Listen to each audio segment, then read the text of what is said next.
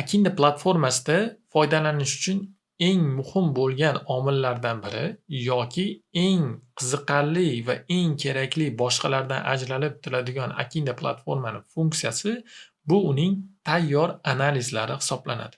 Tayyor analizlarni olishlikni bir necha xil uslublari bor. Bu albatta birinchisi bu stock analysis hisoblanadi. Stock analysis bo'limiga kiradigan bo'lsak, mana biz bu yerda hozir obuna bo'lmaganligimiz uchun big stock, cheap stock, investor tariflarini ko'rishligimiz mumkin. Va shu joyda biz upgrade tugmasi orqali o'sha boshqa videolarda ko'rsatib o'tganimizdek o'zimizga kerakli bo'lgan tarifni sotib olamiz.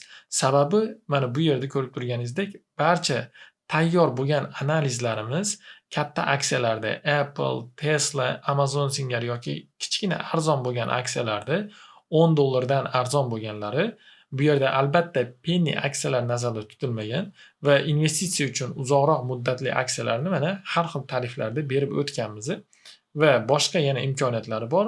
Shu sababdan o'zingizga kerakli tarifni olasiz va stock analiz bo'limiga yana qaytamiz. Stock analysis bo'limiga kirib olgan holatda ko'rishimiz mumkinki, bu yerda mana big stock, cheap stock va investor tariflarini ko'rishligimiz mumkin. Va allda barchasini ko'rishligimiz mumkin. Va bu yerda kelinglar sizlarga tushuntirib beraman. Bu yerda bizni analitiklarimiz tomonidan bu yerda analizlar beriladi. Ko'rib turganingizdek buy yoki strong buy bo'lgan holatda beramiz va uni update'ini beramiz. Ya'ni sotinglar, ushlab turishinglar mumkin. Take profit 1 ni urdi. Take profit 2 ni urdi. Ushlab turinglar, take profit 3 ga boradi yoki shunchaki sotinglar, stop lossni oldi degan holatda biz mana shu update'larni beramiz. Misol uchun bu yerda mana HSY kompaniyasi yoki Guild kompaniyasida mana buy, strong buy berganmiz. Nima sababdan bu yerda update yoki result yo'q? Sababi aytib o'tganimdek bu yerda o'zi kerakli tilga tarjima qilib olishingiz mumkin va osongina ko'rishingiz mumkin. Bu yerda hali bu aksiyani analizi bo'yicha bu aksiya yetarli darajada yurmadi. Shu sababdan bunga hali yangilik bera olmaymiz. Shu sababdan update yo'q. Lekin mana shu bo'limda update'lar bo'lib turganini mana shu joyda ko'rishingiz mumkin. Oxirgi marta 20-may 19:11 da update'lar sodir bo'lgan bu yerda. Va bu yerda siz nima qilishligingiz mumkin? Mana bu joyda hali update'lar berilmadi. Demak, aksiya hali rezultat ko'rsatmadi. Balki kirishligingiz mumkindir. Shu sababdan report tugmasini bosamiz va bizga mana shu joyda kerakli ma'lumotlar ochiladi. Hershey marketing va ishlab chiqarishni optimallashtirish uchun sun'iy intellekt tizimlariga katta investitsiya kiritmoqda.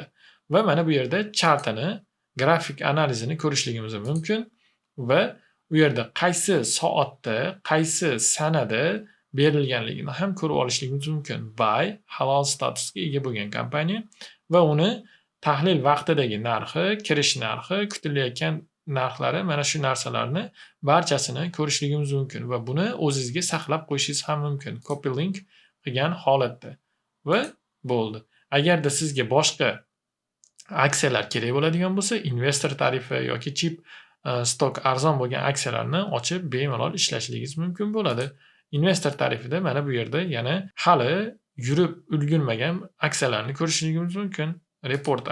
Report tugmasini bosamiz. Aksiyani grafikini ko'rishimiz mumkin. Qanaqa yaxshi holatda turibdi va bu yerdan aksiyani narxi tepaga qaytib yurishligi mumkin. Qayerda sotib olishligi mumkin? Mana shu narsalarni barchasi bu yerda to'liqroq beriladi. Sababi bu yerda biz investitsiyaga oid bo'lganligi uchun chuqurroq tahlillarni berib boramiz. Ko'rib turganingizdek buy halol holatda mana now aksiyasiga shundoq kirib ketishligimiz ham mumkin. Mana bu joyda aksiyani profiliga kirishligimiz mumkin. Profiliga kirgan holatda uni yana boshqa ma'lumotlari bilan tanishib chiqishligimiz mumkin bo'ladi. Mana shu holatda bemalol siz ham stock analiz bo'limida foydalanishingiz mumkin va o'zingiz qaysi aksiyalarga investitsiya qilishlikni, savdo qilishlikni bilmayotgan bo'lsangiz, aynan mana shu bo'limdan tayyor g'oyalarni olishligingiz mumkin bo'ladi. Albatta, risk managementga amal qilgan holatda ishlashligingizni so'rab qolamiz va investitsiyalaringizga baraka bersin. Akinda platformasidagi stock analysis bo'limimiz mana shundan iborat edi, ya'ni tayyor investitsion g'oyalar. Investitsiya uchun uzoq muddatli katta aksiyalar va arzon aksiyalar uchun. Bu videomiz shu joyda nihoyasiga yetadi.